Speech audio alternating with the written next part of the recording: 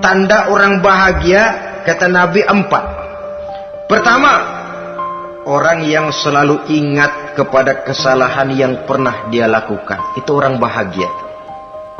Selalu ingat kepada kesalahan yang pernah dilakukannya, sehingga pada saat akan melakukan kesalahan yang baru, dia mikir-mikir, dosa gue yang kemarin udah 3 keranjang, nih nambah lagi. Ingatannya terhadap kesalahan yang lalu akan merupakan langkah preventif yang mencegah dirinya untuk tidak menambah kesalahannya.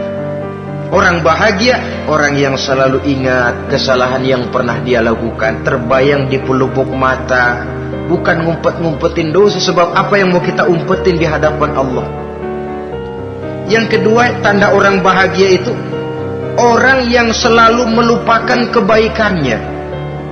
Kalau dia berbuat baik, dia lupakan. Dia anggap dirinya belum pernah berbuat baik, sehingga di mana ada kebaikan dia tidak bisa ikut. Dia merasa sangat rugi, sebab dia anggap dirinya belum pernah berbuat baik. Yang ketiga, tanda orang bahagia, dalam urusan dunia dia lihat ke bawah, sehingga timbul rasa syukurnya, bahwa kalau dia sengsara masih banyak yang lebih sengsara dari dia, bahwa kalau dia miskin masih jauh lebih banyak yang miskin dari dia, bahwa kalau dia menemui kesulitan masih banyak yang jauh lebih sulit dari dia. Dengan cara itu jiwanya akan lapang, hidupnya akan tenang, dan dia tidak pernah ingkar kepada nikmat yang diberikan Allah. Sebaliknya, yang keempat, tanda orang bahagia itu dalam urusan akhirat dia lihat ke atas.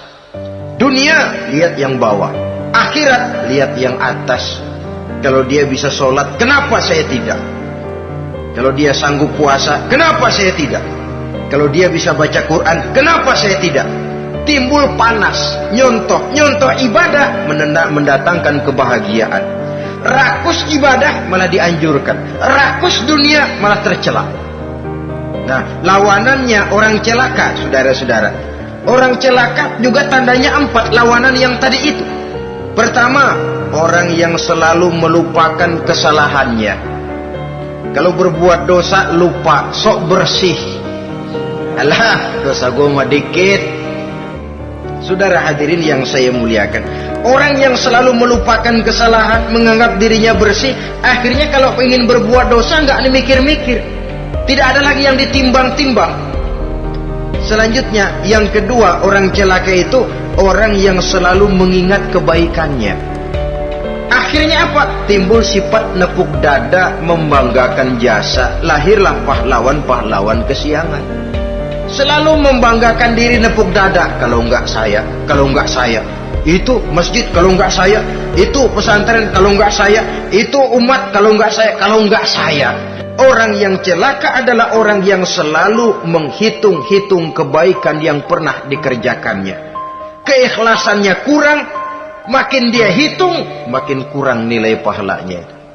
Makanya kalau berbuat baik, ya anggap saja buang sampah, gak usah ditengok-tengok, gak usah diingat-ingat, dan gak usah mengharap orang yang kita tempat berbuat baik akan membalas kebaikan. Saudara hadirin yang saya muliakan, yang ketiga, tanda orang celaka dalam urusan dunia melihatnya ke atas. Panasnya timbul, syirik dan dengkinya naik, rakusnya jadi.